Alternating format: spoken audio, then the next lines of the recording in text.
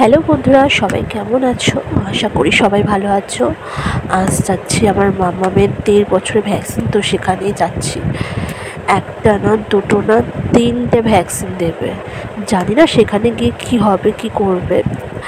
দেখো, আমি আমার মাম্মাম আর মাম্মামের পাপা যাচ্ছি সেখানে।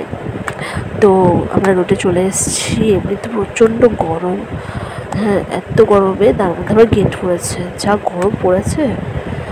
আর এই যে দেখো, ট্রেন যাচ্ছে আর লোকটার মাথা দেখা এইদিকে আবার এদিকে আবার এইদিকে, ওনার মাথা না ব্যথা হয়ে যায় ট্রেন দেখতে দেখতে। আর আমার মাম্মাকে দেখবে, আর মাম্মাম সামনে বসে বসে চুপ করে, দেখো, চুপ করে রয়েছে, একদম শান্ত শিষ্ট একটা মেয়ের মতো। ওরও গরমের জন্য ওরও ভালো লাগছে না। আর আমরা দেখো চলে এসেছি এখানে চলে এসেছি। ওর পাপার সাথেও খেলু করছে, দুষ্টামি করছে। তো এখনও কেউ আসেনি, 2-1জন এসছে। আর এটা পুরনো সেন্টার, নতুন সেন্টার আছে, সেখানে হয়তো কাজ চলছে। আর এটা পুরনো সেন্টার। তো এখানে সব বাচ্চাদের ভ্যাকসিন দেওয়া হয়। আর ও তো এখন আনন্দ করে নিচ্ছে, একটু পরে জানি না কী হবে। আর বাইরের নাজারাটা দেখেছো, খুব সুন্দর। আর এটা জলের মঠ, এখানে না সে প্রভুরা থাকে।